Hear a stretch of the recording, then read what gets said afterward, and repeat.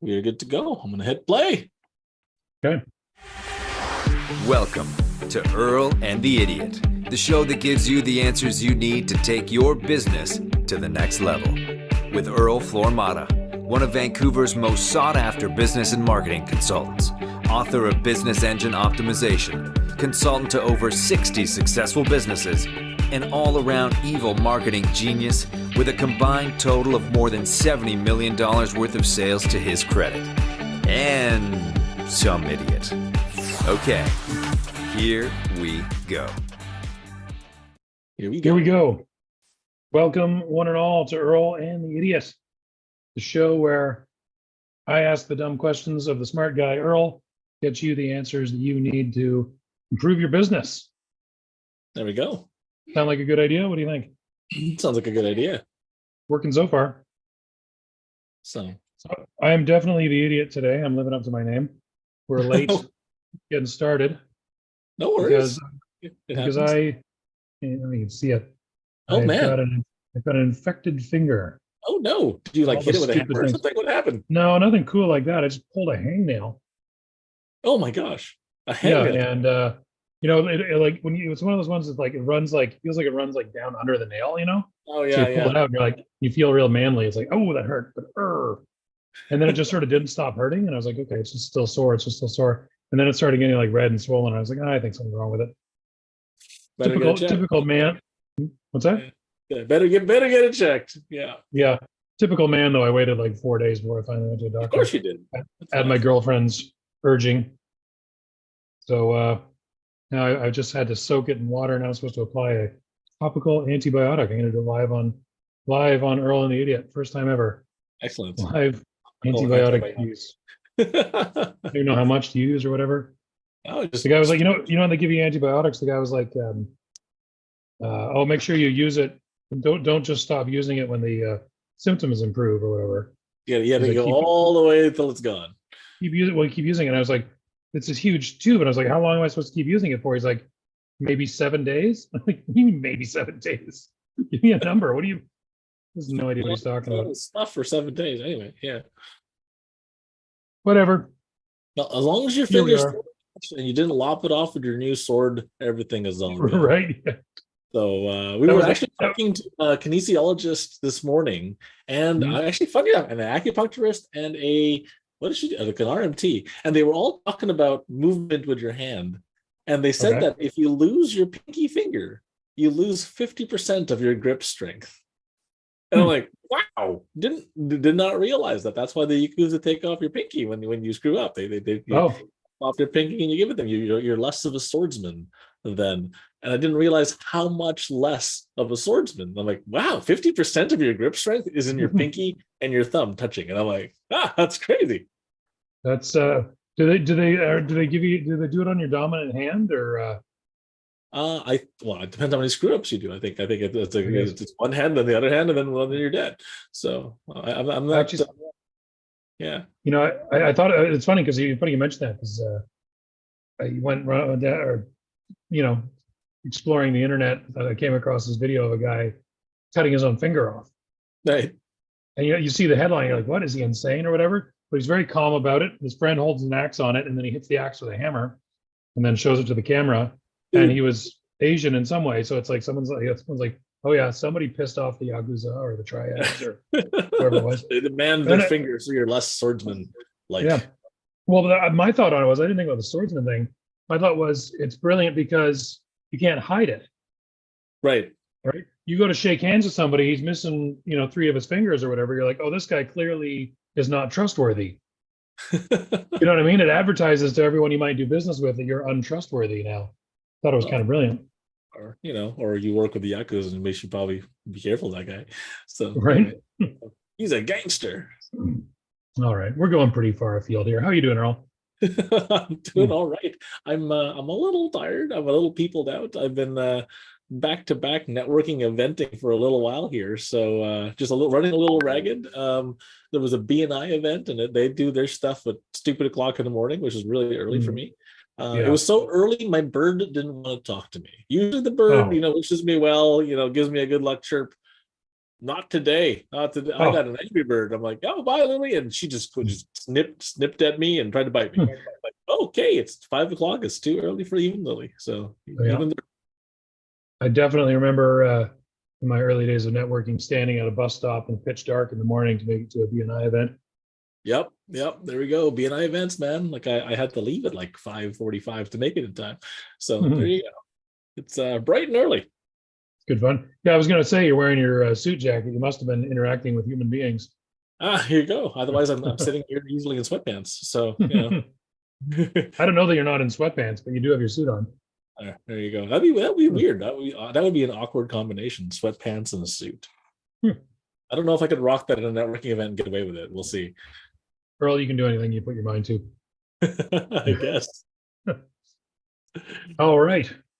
So you today's topic, you said you ran into someone that's encouraged you to, or that precipitated you to bring this topic up today. They were talking about niching. A couple someone's like not just one, like half a dozen people who refuse to niche down, and I'm like, why wouldn't you niche down? And they're like, no, well, I want to. Like, so who's your target market? Can they breathe? Can they fog a mirror? Then yeah, I'll totally help them. I'm like, that's good. So your market is stuck. Yeah. So yeah. So I actually went a little weird today. I asked the AI overlords the question. Then I said, hey, okay, can you give me two more? And then I said, okay, well, can we play devil's advocate and switch sides and give me reasons why you shouldn't niche, just to get the full Monty of everything kind of squished together. So I got 3, 4, 5, I guess 6, 7 things from ChatGPT to talk about today. Oh yeah, okay. This is good. Now I learned from last week. I got to scroll all the way down to see what you've done to me here, because we're not just one question anymore. Right. So there you go. So okay. So for my background today, I really couldn't come up with any good ideas. So this is the dumbest idea I've ever had. We're talking about niching down. Yes. And this is the city of Nice, France. All right. But you know what? I'll tell you something. Missing the H though, isn't it? Sorry? Missing the H part of niche, isn't it? It is. Yep. It was the only thing I could come up with in the short notice. Fair enough. But I'll tell you something though. I needed to find a video in our list of videos, and I was able to find it immediately because I could see the backgrounds. So awesome. So the backgrounds are working. You're like, oh yeah, we talked about this today. There you go. So now you'll know when you see Nice, it's niche. It's neat. The Nice, and it's spelt nice, and niching is nice in Nice. I don't know. I'm stretching, and I'm really sorry. It's okay. I'm on medication. You're on medication. Your finger doesn't work. Yeah, exactly. All right, so let's dive right into it, since we have so much to cover. Actually, first of all, before we dive into it, define niching, so we know we're all on the same page. What is niching down? So all niching down is getting more specific about who you serve and what you're good at doing, right? So if you just say, I don't know, you're an accountant, as an example, not throwing anyone under the bus. So you're saying you're an accountant, and you're like, who are you an expert in? Like, what do you like to do? And they're like, oh yeah, I help everybody. I'm like, well, that's not really an expert then, because then you're just a generalist, right? So because if you were an accountant that specialized in construction firms and really understood the taxes within the construction industry and all the different tax breaks that your people could qualify for, right? And all you did was you helped construction firms find these tax advantages and loopholes and structures and compliance things. And that's all you did all day long. You would be the best person for any construction company, right? And every construction company would fight tooth and nail to work with you. I run an SEO firm. It does all right. But my buddy who runs an SEO firm, and he only does dentists. Only dentists. If you're not a dentist, sorry, I can't help you. I have another buddy who also does better than me, and his SEO firm only does gyms. That's it. Gyms and personal trainers. If it's not a gym or personal trainer, I'm a kinesiologist. Sorry, can't help you. And that makes a giant difference in who you are, how you position yourself, and your marketing. And that's really all there is to it, right? That's niching down. All right. Yeah. Get specific. So got it. And we're going to find out why you should and why you shouldn't niche down today, thanks to according to the AI overlords. Either we'll agree or disagree. We'll see. According to Cat I Farted. Right. Shit. Just for those of you who missed that, it was chat GPT in French. That's how you say it's chat GPT in French, but it's also how you say cat I farted in French. So it's Right. kind of confusing. Excellent. So cat I farted.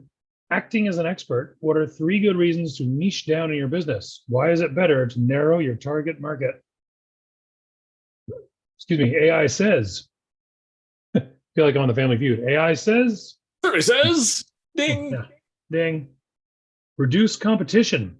By narrowing your focus to a specific niche, you often face less competition compared to broader markets. This allows you to establish yourself as an expert in that particular field, making it easier to stand out and or build a reputation. With fewer competitors, you can also potentially command higher prices for your specialized product or services, just like you were saying with the accountant that only does construction firms. Mm-hmm. So as an example, like some print shops I work with niche down and only do construction. Some print shops I work with niche down and only do realtors and real estate type stuff, and they're really. How do you only do construction for printing? Construction is a lot. There's signage. There is those actual stop signs with the handle sticking out of them. They make those things. They make all of the, like, the banners for, hey, coming soon. Hey, this building is here. Blah blah blah. This gigantic development firm is building this. Right? They print the brochures. They print the catalogs. They print everything like you could think of. They'll make everything for these guys, and so that's all they do. And because that's all they do, when they're hunting out for more business and they're showing their showcase of here's what we've done for people in the past, it's all the same niches, all the same market. They go, oh, you do it for these guys and these guys, and can you do it for us? Well, obviously, clearly, because you've seen them do it 100 times for that particular market. And that's it. So when every single one of your case studies, when every single one of your testimonials, when every single one of your examples rings true, and it's all from the same market, they go, this is the person that can help me because they've done it 100 times. Right, and you can really become an expert in that field. Right, which leads into the next point, I guess. Enhanced expertise. Number 2, concentrating on a specific niche allows you to delve deeper into the unique needs, challenges, and preferences of your target audience. This deep understanding enables you to develop tailored solutions, content, and marketing strategies that resonate more effectively with your audience. Over time, your expertise in the niche can become a valuable asset that attracts loyal customers and referrals. Kind of sounds like the first one, doesn't it? Well, enhanced expertise versus reduced competition. So reduced competition means that, when you're up against another firm and you're an expert in that space, there's no other firm that has the same level of expertise. So you're actually reducing the competitors in your space because you're the head honcho at menu printing for restaurants. You are the best at printing menus. Cool. Every restaurant prints menus from this guy. Awesome. Right. So there might be competitors in printing, but there aren't competitors in menu printing. Right. You're getting more specific. So there's a book called Good to Great. It talks about the hedgehog concept. And the hedgehog is like, basically it's 3 circles that kind of touch a big Venn diagram, right? And the 3 circles are, you got to like what you're doing. It's got to make money. Otherwise it's not a business, it's a hobby. And then the last thing is that what's the thing that you can be number 1 in the world in, right? So, because if you say world's best printer for what, right? Maybe you're the best printer for, I don't know, materials for a trade show, or you're the guy who makes the trade show booth and you're really damn good at it. And everyone who goes to trade shows loves your booth because your booths are the best, right? And then, so that's reduced competition. But then the next point is enhanced expertise. And like, I'll shine a light on enhanced expertise. I have a financial background and a tax background, right? I've made millions of dollars in the financial and tax space. My family forces me to do all their damn taxes because, Earl knows how to do that. And so the problem is this: I am no longer a tax expert compared to like a marketing expert compared to a business expert, right? I do more business stuff and marketing stuff than I do tax stuff these days. And so I had one of my trusted colleagues, so Reza, shout out to you, by the way.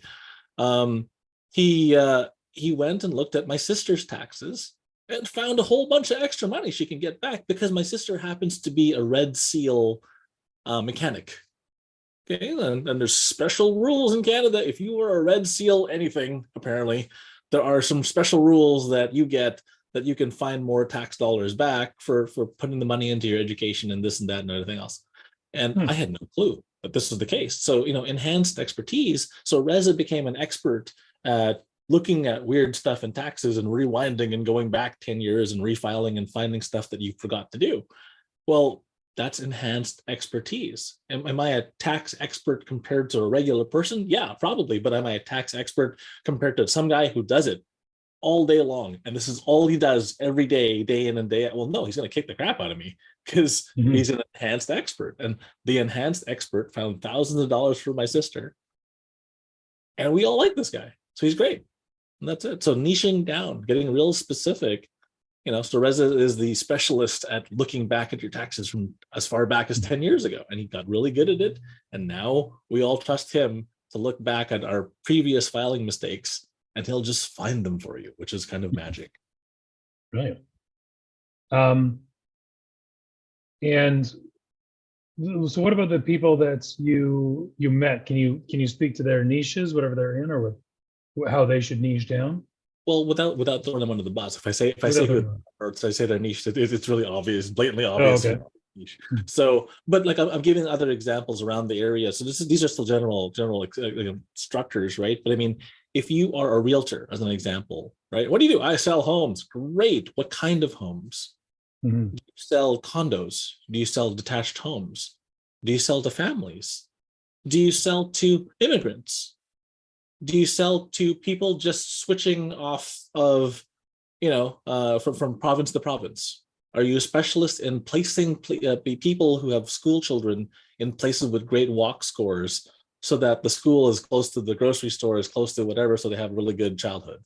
That's really specific, right? So that's what I mean about enhanced expertise. I mean, if you say I'll sell to anything to anyone as long as they can fog a mirror, that's not that great, right? You don't stand out. There's nothing special about you. But when you can really drill down, deep dive in a particular thing, that's when that niche down helps. So, yeah. Okay. Let's see what number 3 is here. Number 3 is improve marketing efficiency. I like that. When you narrow your target market, your marketing efforts become more efficient and cost effective. You can allocate your resources, such as advertising budget and time, more strategically, focusing on platforms and strategies that specifically reach your niche audience. This precision can lead to higher conversion rates and a better return on investment for your marketing efforts. Yeah. So improving marketing efficiency, this just goes back to the old stuff we were just talking about, right? Like if every single case study you have, if every testimonial you have is from the same sector, so you hit 2 people who make, let's use websites. Let's use your niche, right? The websites is your turf, right? Yeah. And you have one guy who just makes anything under the sun, and you have another guy who really specializes in local small businesses, right? Yeah. Other guy will build you the whole, like everything. He'll build you an entire empire. He'll build you a nationwide thing. He'll build you a tiny one. He'll build you one for your phone. He'll build you one for your cat, one for your dog, one for your bird. He'll build you this, that, and everything else. But then there's another guy who specializes specifically in local small business, and he shows you a bunch of really cool SEO tricks. And here's how you should lay this out. And this is what people look for. And if you use these magic words and these magic structures, more people will find you, right? It was pretty funny. I think on LinkedIn the other day, I found a guy who thought he was good at SEO, and he named his restaurant near me. Right? But I mean, like, so jokes aside, right? Improving marketing efficiency, it's more congruent when all your stuff points in the same direction. So if you have 10 guys rowing a boat and everyone pushes, like, think dragon boat, right? And everyone pushes the boat the same time in the same direction, all one, two, three, woof, and it goes. That boat goes much faster than 10 people haphazardly paddling, not at the same time, right? Right. When all your examples, all your experience, all your expertise says, this is the guy who's the champion at X, you're gonna listen to him. You just are. Right? Yeah. But I like the idea here that you can also get into the, like it says platforms, which I think is the right word. AI, smarter than me.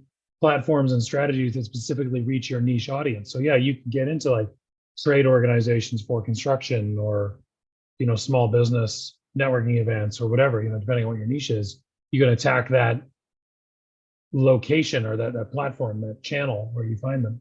Well, yeah, because I know, for example, there's a guy who's a locksmith. He destroys it on YouTube, just absolutely crushes. If you look for any lock video on YouTube at all, this guy's stuff pops up everywhere. Doesn't matter where you're from or what you do or what kind of lock. Is that lockpicking lawyer? It's a locksmith dude, right? And he's just really damn good at being a locksmith. And it's pretty funny. He's like, I can beat a master lock with a master lock. And he takes a master lock and smashes the other master lock open. And I'm like, that's genius. I've seen that. It's hilarious. but see what I mean? Like it's some weird random internet video, and you go, yeah, I've seen that before. I remember that from somewhere, somehow. It's because this guy is now the master of master locks, and it's hilarious. He'll show you how to bust them open with nothing, right? You can, yeah. And so that kind of improved marketing efficiency. I mean, look at the guys from Blend Tech. All they do is take random crap and will it blend. And everybody remembers, hey, will it blend? And what they'll do is they'll do obnoxious things, that they'll buy the latest and greatest Android or iPhone that everybody is trying to get. And it's like a $2,000 phone, and they'll stick it in the blender and blow it up, which is kind of hilarious, right? And but yeah, the improved marketing efficiency. They're really specific about who they are and what they do. And people will believe you more because you're more congruent, right? Right. And I guess if you start to get connections in a particular niche, you can also start to use the connections within that niche. Like I say, you get into clubs or organizations, trade shows, and you become the person for that space because you are the expert in that space, and everybody just knows to trust you. Right. And then that's a quick way to go nationwide as well. Right. Like one buddy, all he did was do marketing for chiropractors. That's it. Only marketing for chiropractors. You were anything else, acupuncturist, sorry, can't help you. Only can do chiropractors. But that guy knew chiropractors' businesses inside, outwards, and backwards, like the back of his hand. It was insane. He would ask them questions that only a chiropractor who'd been practicing for 3, 5, 10 years would even know to ask. Right. And that got really fascinating. It's just like the level of questions that they asked when they were specialists were so much deeper than the generalist questions. Right. Yeah, I can see it really start to learn, you can do the thing where you tell the person their problem before they know it or whatever, I'll bet you're not writing off your such and such, and they go, oh, shoot, I'm not. Yeah, well, you can. I know that for sure because I'm an expert. Absolutely. Okay. So let's see. We weren't satisfied with just that. We had to ask. Oh, yeah, I love how you said great answer to AI. Well, that means they'll eat me last, right? Yeah, exactly. You're trying to get to the back of the line of the robot overlords. Problem is they're going to be very efficient when they do get around to eating people. As long as I'm last, it's fine. Putting it back of the line is not going to save you much time, but do what you can. 17 and a half seconds, I will live longer. So there you go. See till the end. You always got to do better than everybody else, Earl. So great answer, Mr. AI. Can you come up with 2 more reasons to niche that weren't already covered in your previous answer, please? Oh, he said please. Oh yeah. See, yeah. Last. I let you beat. I'm gonna beat you. I'm gonna try to be first in line. I'm gonna see what I can do to piss off the AI. Great. I don't want the dread of waiting around. I want to just go fast. So number 4 now is stronger brand identity, niche specialization. Let's try saying that 3 times fast. Niche. I'm psyching myself up. Niche specialization. There we go. Allows you to develop a clear and distinct brand identity.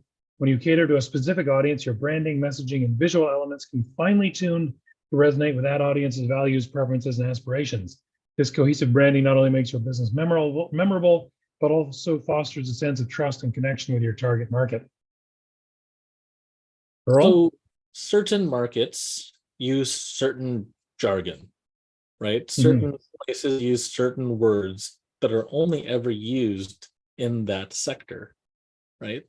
So when you're using those words and you're talking to them with the words that they use on a regular daily basis, your brand identity becomes more cohesive with your target market. And they go, wait, he's using the words. He's got to know what he's talking about because no other place used those words. So whether you're using an accountant, a lawyer, a marketer, it doesn't matter. If they're talking about your industry and they use certain words that only people in the industry would use, you magically like them better. You magically believe that they know what they're doing more so than the other guy, right? And when they can give, again, examples, testimonials, case studies, hey, here's how we did it for so-and-so and so-and-so, and the list keeps going on, right? Whereas a generalist can only give one example and then the game is over, right? It's like, oh, yeah, we did it for Bob once, right? And that's it.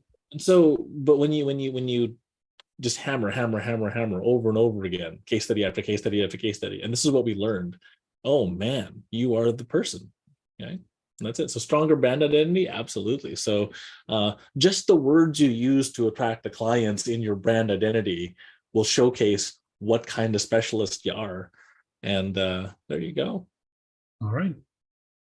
Number 5, greater customer loyalty. Serving a niche market often results in stronger customer loyalty. When you consistently meet the unique needs and desires of your specialized audience, they are more likely to become repeat customers and brand advocates. Word of mouth referrals within the niche can be particularly powerful, helping you grow your customer base organically with minimal marketing efforts. Although I agree, I'm going to take an opposite stance on this one. Mm-hmm. So instead of just greater customer loyalty, greater customer fear. Because what happens is that when I play in a certain niche market as a marketer or as a business consultant, I sign myself an exclusivity agreement where I'm not allowed to do another dentist in this area. I'm not allowed to do another Botox person in this area. And if you choose me, I'm your person, I got your back, and I will not help your competitors beat you. And should you ever choose to just, to decide to let's go different ways, I'm going across the street, right? Do you really want me on the other side, knowing all I know about you and your business and using that against you? So customer loyalty is one thing. Earl, yeah. you missed your calling as a mob boss. Well, evil marketing genius. That's what it says. Guess, right? So remember, I'm a hard gun. I'm going to make you an offer you can't refuse.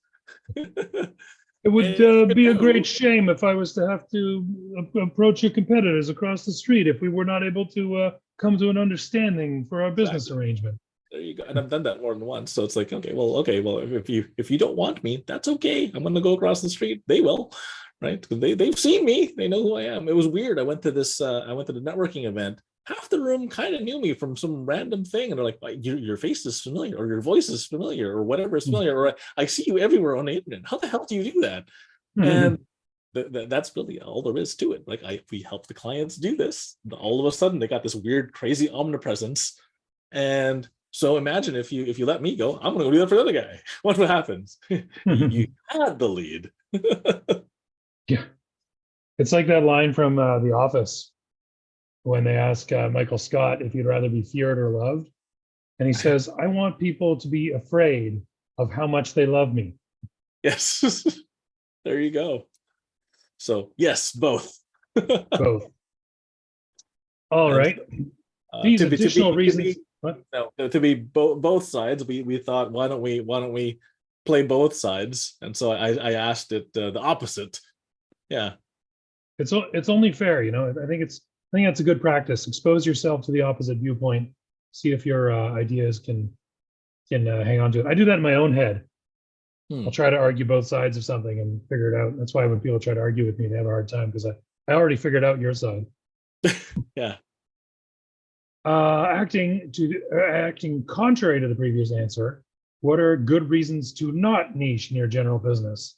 Are there benefits to not selecting a niche market? I feel like this is the sort of thing that'll cause the computer to explode. You just asked it to prove its point. You asked it. You said, "Good job. Can you do it again, please?" And now you just want opposite side and say, "Okay, now fight for the other side. Go." Yeah. So I say, please provide me with irrefutable evidence that the best thing to do in business is do niche marketing. Good. Now provide me with irrefutable evidence that it's the worst idea ever. Zit. This is your plan. You're just being nice to them to get in their good graces so you can ask them a question that'll cause them to explode. Let's just switch sides, right? Yeah. There you go. Acting contrary to the previous answer, what are good reasons not to niche down in your general business? Are there benefits to not selecting a niche market? Oh, it didn't. It did it in a different format. It didn't give me the numbers. Answer, it says. So you messed it up. Diverse revenue streams. Maintaining a general approach allows your business to cater to a wide range of customers and industries, which can provide multiple revenue streams. This diversity in income sources can help reduce the risk associated with being overly dependent on a single niche, making your business more resilient in the face of market fluctuations. You shouldn't specialize in buggy whips, as they say. Well, here's the thing. So Hmm. before the whole pandemic situation, I kind of just went everywhere. I was very general. I helped everybody. Mhm. And I thought that I was diversifying. I was, but I wasn't. I lost 80% of my business when stuff hit the fan and everything went sideways. I'm like, oh my gosh, everything in the world's shutting down, right? And when they close down Disney, they mean business. And so diversifying the revenue streams, I do agree, but you have to look at diversification, not diversification, in the great words of investors and whatnot, right? Because Mhm. if all you do is you invest in paper assets like a stock or whatever, or a bond, buying other stocks and other bonds doesn't really truly diversify you. You should probably consider, maybe you should have some real estate. Maybe you should buy a couple companies. Maybe you should get some gold or whatever else you're into. Like whatever, and this is not financial advice, but like diversifying revenue streams means diversifying revenue streams. So one of the things that I learned was, okay, let's pick businesses that don't get demolished when the world closes. And Yeah. so what happened was I only attacked businesses on the essential services list, which was the niche. But the essential services list was wide enough that I could hit multiple industries, but I wouldn't get decimated again if the world were to shut down ever again, right? So I agree, but you can still niche within the niche.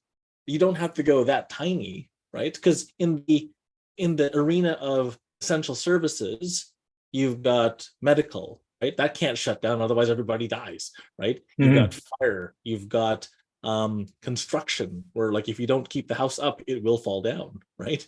You've got, so there's some things that were like that. Banking, financial institutions, if these things all shut down, everybody's going to freak out, right? So those are still within the niche of essential services. So if you do essential services, sure. I mean, let's go back to the gym guy. He makes probably like 10-20 million a year, which is fantastic for an SEO company, right? Yeah. But as he runs out of gyms to go after, maybe he expands to gyms, personal trainers, nutritionists, anybody in the health kind of sector.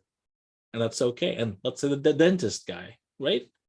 You could also do doctor. You could also do chiro, right?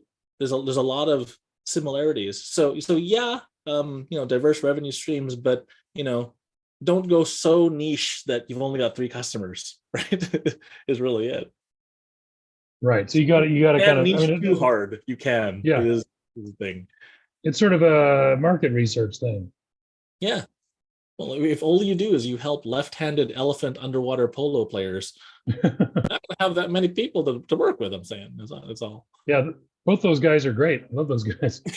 Yeah, exactly. I didn't even know underwater elephant polo was a thing, but whatever. Should be. All right. Oh yeah, my mouse died on me. Flexibility and adaptability. A non-niche business is often more adaptable to changing market conditions and trends. This flexibility enables you to pivot your products, services, or target audiences more easily, which can be crucial in responding to evolving customer demands and seizing new opportunities. In today's dynamic business environment, adaptability can be a valuable asset.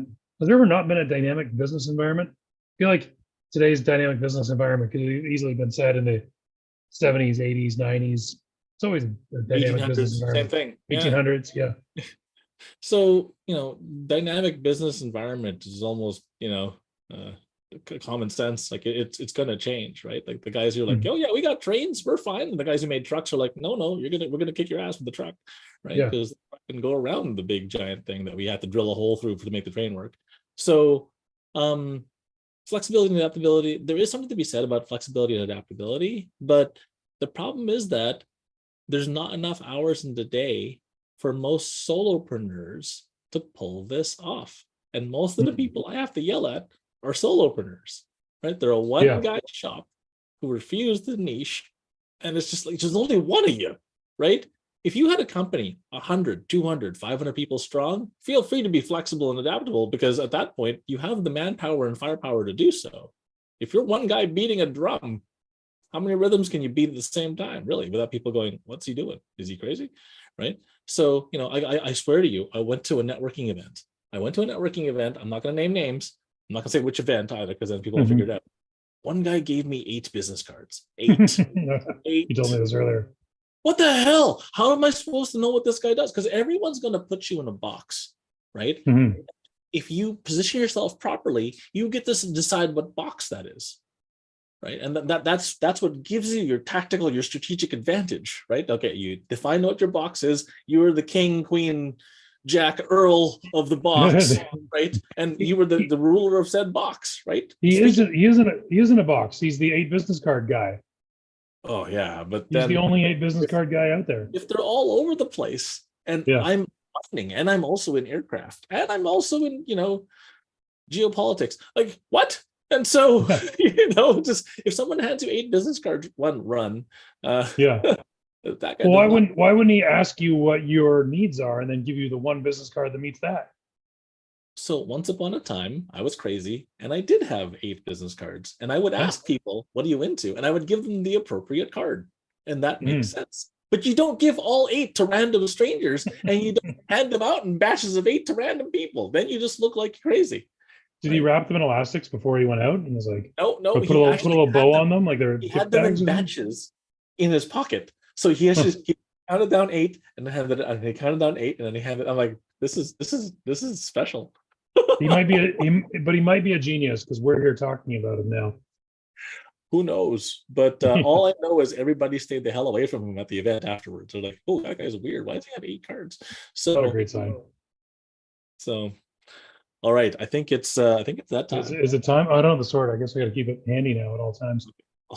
Here you go. I'm going to push a button. Hack of the week. Got my little Lord Burns letter opener. Yeah. All right, so I actually got this answer from Carl Bryan directly. I was sitting on a call with him and one of my new coaches. And tell him the idiot says hi. The idiot says hi. There you go. So okay, Carl, the idiot says hi. He asked the question about specifically niching down. He's like, I don't know what to do because I'm having a difficult time deciding which one to cut down to, right? And Carl's answer was actually really interesting. His answer was invite everybody. Invite everybody. His answer was invite everybody. Sounds contradictory to niching. And invite everybody and continue to do so. And after some time, you're going to realize that most of the business comes from about 20% of the people that you invite. So invite everyone, see who comes, see what sticks, venture deeper into the ones that keep showing up. And that's your new niche. The neat part is he's right. You're going to get people that you're going to gravitate to, and you're going to say that, I really like these types of businesses. And you're going to find the pattern, and you're going to find your niche by doing so. The funny thing is you niche by not niching, and then you niche by accident, right? So throw stuff at the wall, see what sticks. That's the new niche. Find ways to serve this discovered niche market and dive deeper with paying clients instead of just guessing. And I thought, that's profound. That's actually pretty smart. So to start with, if you don't know what niche you want to go for to start with, you just go for everybody and then sort of sift through it after a while and see what's actually producing your revenue. Well, so I have some mentees that are in their 20s, right? Mentees? Mentees. So mentees. Yeah. Mentees that are in their 20s, and they haven't really truly experienced life yet, right? They haven't been completely obliterated by life yet. They haven't been run over by the truck. They haven't discovered things that they might like that they've never tried before. They've only lived in one city. They've only been in one school their whole lives. They've only been with the same circle of friends. How do you know what life is like until you look outside of that circle, that box, that space, right? And so, I have some 20-year-olds where I tell them, okay, look, you're up to a certain level in business now. You're making good money. It's like low to mid 6 figures. Take some of that excess freedom, time, and energy you have while you're in your 20s and go explore stuff. Now is the time to do dumb stuff. If you're going to do dumb stuff, do it while you're young and virile and can rebound and can, fix it, and your life isn't completely destroyed if you muck this up, right? If you're 80 and you mess up, well, then you're toast, right? You don't have enough runway left to make those mistakes, right? So if you're young and you don't really know what your niche is yet, go experience some stuff, but use your brain to be a pattern recognition engine. Start to realize, hey, there's stuff that makes me happy and stuff that makes me miserable. Do more stuff that makes you happy, and magically you found your niche. That's all there is to it. Could you possibly get into a time machine and go tell this to my 20-year-old self? I wish I could tell that to my 20-year-old self. Yeah. So yeah, just try the thing, see if it works. So there's a bunch of stuff I have regrets where it's like,